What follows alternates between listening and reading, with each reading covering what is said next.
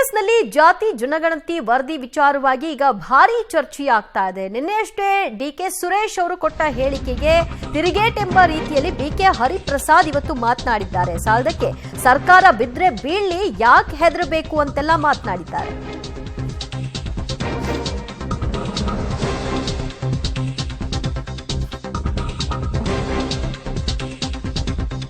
ಕಾಂಗ್ರೆಸ್ನಲ್ಲಿ ಜಾತಿ ಜನಗಣತಿ ವರದಿ ಜಟಾಪಟಿ ಜೋರಾಗ್ತಾ ಇದೆ. ಪರ ವಿರೋಧದ ಚರ್ಚೆಯ ಮಧ್ಯೆ ಇದೀಗ ಹರಿಪ್ರಸಾದ್ ಸ್ಫೋಟಕ ಹೇಳಿಕೆಯೊಂದನ್ನು ಕೊಟ್ಟಿದ್ದಾರೆ. ಸರ್ಕಾರ ಬಿದ್ರೆ ಬೀಳಿ, ಯಾಕೆ ಹೆದರಬೇಕು ಅಂತ ಪ್ರಶ್ನಿಸಿದ್ದಾರೆ.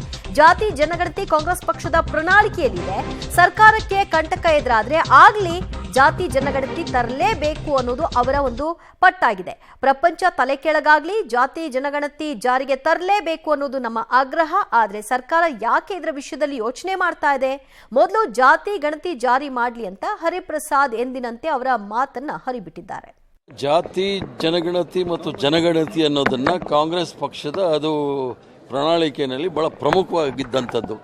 ನಮ್ಮೆಲ್ಲರ ನಾಯಕರಾಗಿರ್ತಕ್ಕಂಥ ರಾಜೀವ್ ಗಾಂಧಿ ಅವರು ನೆನ್ನೆನೂ ಸಹ ಸಾಹು ಮಹಾರಾಜರವರ ಸಮಾಧಿ ಹತ್ರ ಹೋಗಿ ಪ್ರಪಂಚ ಮೇಲೆ ಬಿದ್ದರೂ ಸಹ ಜಾತಿ ಗಣತಿಯನ್ನು ಮಾಡ್ತೀವಿ ಅಂತ ಹೇಳಿದ್ದಾರೆ. ಸರ್ಕಾರಕ್ಕೆ ಯಾಕೆ ಯೋಚನೆ ಮಾಡ್ತಾ ಇದ್ದಾರೆ ಅನ್ನೋದು ನನಗೆ ಗೊತ್ತಿಲ್ಲ. ಜಾತಿ ಗಣತಿನ ಮತ್ತು ಏನು ಜಾತಿ ಗಣತಿ ವರದಿ ಇದೆ ಅದನ್ನು ತತ್ಕ್ಷಣವೇ ಜಾರಿಗೆ ತರಬೇಕು. ಅದರಿಂದ ಏನಾಗುತ್ತೆ ಅನ್ನೋದು ಮುಂದೆ ನೋಡೋಣ. ವಿರೋಧ ಪ್ರಶ್ನೆ ಅಲ್ಲ. ಜಾತಿ ಗಣತಿಯಿಂದ ಎಲ್ಲರಿಗೂ ಸಹ ಒಳ್ಳೇದಾಗುತ್ತೆ, ಅವ್ರಿಗೂ ಸೇರಿ ಒಳ್ಳೇದಾಗುತ್ತೆ. ಸರ್ವತೋಮುಖ ಅಭಿವೃದ್ಧಿಗಾಗಿ ಜಾತಿ ಗಣತಿ ಬೇಕಾಗಿರೋದ್ರಿಂದ ಅದರಿಂದ ಸರ್ಕಾರ ಹೋಗುತ್ತೆ ಅಂದರೆ ಹೋಗಲಿ. ಆತಂಕ ಇದೆಯಾ ಸರ್? ಅಂದ್ರೆ ಅಲ್ಲಲ್ಲ, ಭಯ ಯಾಕೆ ಬೀಳಬೇಕಾಗಿದೆ? ಜಾತಿ ಗಣತಿ ಮಾಡೋದು ಸರ್ಕಾರದ ಜನಸಾಮಾನ್ಯರ ಹಣದಿಂದ ಜಾತಿ ಗಣತಿ ಮಾಡಿಸಿದ್ದೀವಿ. ಪಕ್ಷದ ಪ್ರಣಾಳಿಕೆಯಲ್ಲಿದೆ. ಮೀನಾಮೇಷ ಎಣಿಸೋದು ಬೇಕಾಗಿಲ್ಲ. ನಮ್ಮೆಲ್ಲರ ನಾಯಕರಾಗಿರ್ತಕ್ಕಂಥ ರಾಹುಲ್ ಗಾಂಧಿ ಅವರು ಸಹ ಹೇಳಿದ್ದಾರೆ, ಮಲ್ಲಿಕಾರ್ಜುನ್ ಖರ್ಗೆ ಸಾಹೇಬರು ಸಹ ಹೇಳಿದ್ದಾರೆ, ಜಾತಿ ಗಣತಿ ಅನುಷ್ಠಾನಕ್ಕೆ ವರದಿಯನ್ನು ಜಾರಿಗೆ ತರಬೇಕು.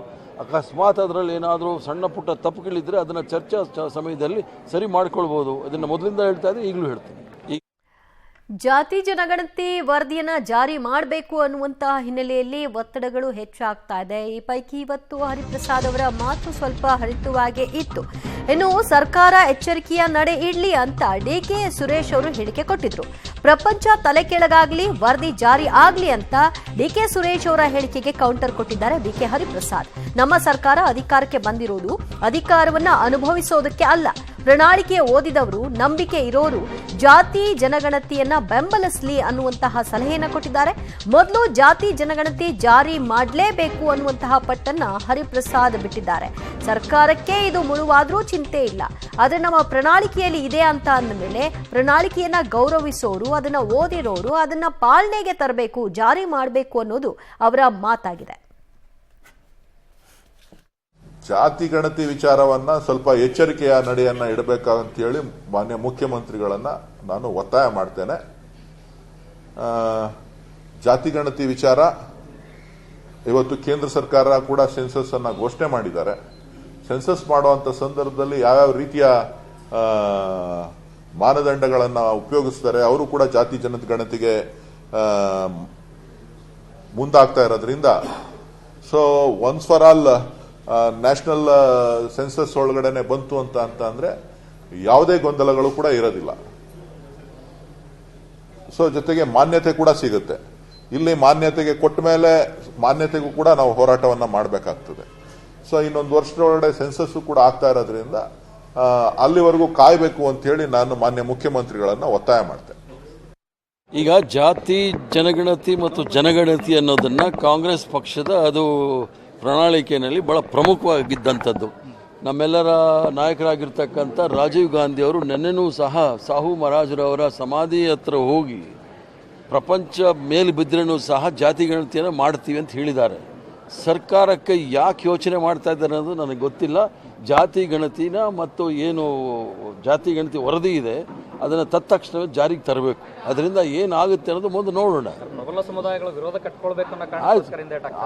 ವಿರೋಧ ಪ್ರಶ್ನೆ ಅಲ್ಲ. ಜಾತಿ ಗಣತಿಯಿಂದ ಎಲ್ಲರಿಗೂ ಸಹ ಒಳ್ಳೇದಾಗುತ್ತೆ, ಅವ್ರಿಗೂ ಸೇರಿ ಒಳ್ಳೇದಾಗುತ್ತೆ. ಸರ್ವತೋಮುಖ ಅಭಿವೃದ್ಧಿಗಾಗಿ ಜಾತಿ ಗಣತಿ ಬೇಕಾಗಿರೋದ್ರಿಂದ ಅದರಿಂದ ಸರ್ಕಾರ ಹೋಗುತ್ತೆ ಅಂದರೆ ಹೋಗಲಿ.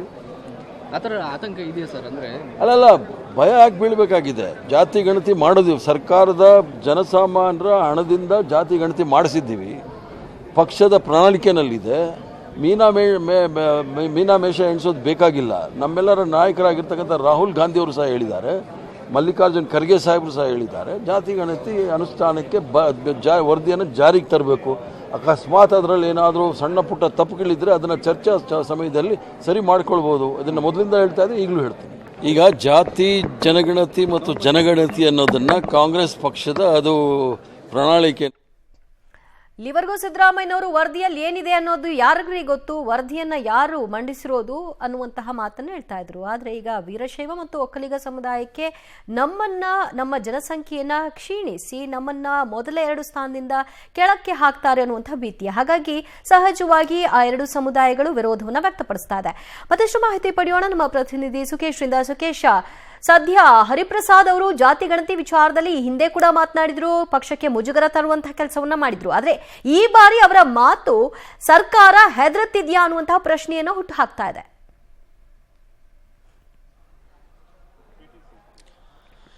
ಒಂದು ಆ ರೀತಿ ನೋಡೋಕೋದ್ರೆ ಸರ್ಕಾರ ಯಾವುದಕ್ಕೆ ಹಿಂದೇಟ್ ಆಗ್ತಾ ಇದೆ ಅನ್ನೋದು ಪ್ರಶ್ನೆ ಆಗುತ್ತೆ. ಯಾಕಂದ್ರೆ ಜಾತಿ ಜನಗಣತಿಯನ್ನ ಮಾಡಿಸಿದ್ದು ಸಿದ್ದರಾಮಯ್ಯ ಅವರ ಸರ್ಕಾರ 13ರಿಂದ 18 ಆದ್ರೂ ಕೂಡ ಅವ್ರು ಇದ್ದಾಗಲೇ ಆ ವರದಿ ಕೂಡ ಬಂದಿತ್ತು.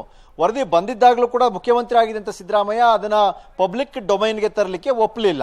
ತದನಂತರದಲ್ಲಿ ಕಾಂಗ್ರೆಸ್ ಬೆಂಬಲಿತ JDS ಅಂದ್ರೆ ಕುಮಾರಸ್ವಾಮಿ ನೇತೃತ್ವದ ಸರ್ಕಾರ 14 ತಿಂಗಳಿದ್ರು ಕೂಡ ಆಗ್ಲೂ ಕೂಡ ಇದರ ಬಗ್ಗೆ ಚಕಾರ ಎತ್ತಲಿಲ್ಲ. ಮತ್ತೊಂದು ಕಡೆ ಈಗ ಸರ್ಕಾರ ಬಂದು ಸುಮಾರು 16 ತಿಂಗಳು ಮೇಲಾಗಿದೆ, ಈಗಲೂ ಕೂಡ ಅದ್ರ ಬಗ್ಗೆ ಧ್ವನಿಯನ್ನ ಎತ್ತಿರಲಿಲ್ಲ. ಇವೆಲ್ಲವೂ ಸಹಜವಾಗಿ ಕಾಂಗ್ರೆಸ್ನ ಒಂದು ವರ್ಗದ ಶಾಸಕರು, ಜನಪ್ರತಿನಿಧಿಗಳು, ನಾಯಕರುಗಳಿಗೆ ಅಸಮಾಧಾನವನ್ನು ತರಿಸಿತ್ತು. ಆದರೆ ಇತ್ತೀಚಿನ ದಿನಗಳಲ್ಲಿ ಕೆಲವು ಸಿದ್ದರಾಮಯ್ಯ ಆಪ್ತ ನಾಯಕರುಗಳು ಜಾತಿ ಜನಗಣತಿಯ ವಿಚಾರನ ಮುನ್ನೆಲೆಗೆ ತರ್ತಾ ಇರುವಂಥದ್ದು ಮೂಢ ಪ್ರಕರಣವನ್ನು ಡೈವರ್ಟ್ ಮಾಡಲಿಕ್ಕೆ, ಕೌಂಟರ್ ಮಾಡಲಿಕ್ಕೆ, ಸೇಫ್ ಗಾರ್ಡ್ ಮಾಡ್ಕೊಳ್ಳಿಕ್ಕೆ ಅನ್ನುವಂತಹ ಮಾತುಗಳು ಚರ್ಚೆಗೆ ಬರ್ತಾ ಇದೆ. ಆದರೆ ಇದೇ ಸಂದರ್ಭದಲ್ಲಿ ಕಾಂಗ್ರೆಸ್ನ ಹಿರಿಯ ನಾಯಕರು ಆಡಿರುವಂತ ಮಾತು, ಸರ್ಕಾರವನ್ನ ಪಣಕ್ಕಿಟ್ಟಾದ್ರೂ ನಾವು ಅದನ್ನು ತರಬೇಕು ಅನ್ನುವ ಮೂಲಕವಾಗಿ ಒಂದು ರೀತಿಯ ವಿಭಿನ್ನವಾದ ದಾಳವನ್ನು ಉರುಳಿಸ್ತಂತೆ ಕಾಣಿಸ್ತಾ ಇದೆ. ಅಂದ್ರೆ ಹಿಂದುಳಿದ ವರ್ಗದ ಬಗ್ಗೆ ಇರುವಂತ ಕಮಿಟ್ಮೆಂಟ್ ಇದ್ರೆ ಅಥವಾ ಅಹಿಂದ ವರ್ಗದ ಬಗ್ಗೆ ಕಮಿಟ್ಮೆಂಟ್ ಇದ್ರೆ ಅದೇ ಕಾರಣಕ್ಕೆ ಮೇಲ್ವರ್ಗದ ಸಮುದಾಯದ ವಿರೋಧ ವ್ಯಕ್ತಪಡಿಸೋ ಕಾರಣಕ್ಕಾಗಿ ನಾವು ಅದನ್ನ ಜಾರಿಗೆ ತರದೇ ಇದ್ರೆ ಈ ಸಮುದಾಯಗಳಿಗೆ ಅನ್ಯಾಯ ಮಾಡಿದಂತಾಗುತ್ತೆ. ಅದಕ್ಕೆ ಅದನ್ನೇ ಜಾರಿಗೆ ತಂದು ಬಿಟ್ರೆ ಸರ್ಕಾರ ಹೋದ್ರೂ ಪರವಾಗಿಲ್ಲ, ರಿಸ್ಕ್ ತಗೊಳ್ಳಿ ಎನ್ನುವಂತಹ ಸಲಹೆಯನ್ನು ಕೊಟ್ಟಿದ್ದಾರೆ. ಈ ಹೇಳಿಕೆ ಸಾಧಾರಣದಂತ ಹೇಳಲಿಕ್ಕೆ ಸಾಧ್ಯ ಇಲ್ಲ. ಇದರ ಪರಿಣಾಮ ಏನು ಮುಂದಿನ ದಿನಗಳಲ್ಲಿ ಅನ್ನೋದು ಕೂಡ ಒಂದು ವಿಮರ್ಶೆಗೆ ಒಳಪಡಿಸುವಂತ ವಿಚಾರ. ಅದನ್ನು ಹೊರತುಪಡಿಸಿಯೂ ಕೂಡ ಕಾಂಗ್ರೆಸ್ನಲ್ಲಿ ಕೂಡ ಇದನ್ನ ಜಾರಿ ಮಾಡಬೇಕು ಅನ್ನುವಂಥ ಒತ್ತಾಯ ದಿನ ಹೆಚ್ಚುತ್ತಾ ಇದೆ. ಆದರೆ ಲಿಂಗಾಯತ ಮತ್ತು ಒಕ್ಕಲಿಗ ಸಮುದಾಯದ ನಾಯಕರುಗಳು ಇದಕ್ಕೆ ಹೇಗೆ ಪ್ರತಿಕ್ರಿಯಿಸ್ತಾರೆ ಅನ್ನೋದ್ರ ಮೇಲೆ ಎಲ್ಲವೂ ತೀರ್ಮಾನ ಆಗುವಂತ ಸಾಧ್ಯತೆ ಕೂಡ ಇರುತ್ತೆ. ದಿವ್ಯಜ್ಯೋತಿ, ರೈಟ್ ಸುಖೇಶ್, ಸಂಪರ್ಕದಲ್ಲಿರಿ, ಮತ್ತಷ್ಟು ಮಾಹಿತಿಯನ್ನ ನಿಮ್ಮಿಂದ ಪಡೆದುಕೊಳ್ತೀವಿ.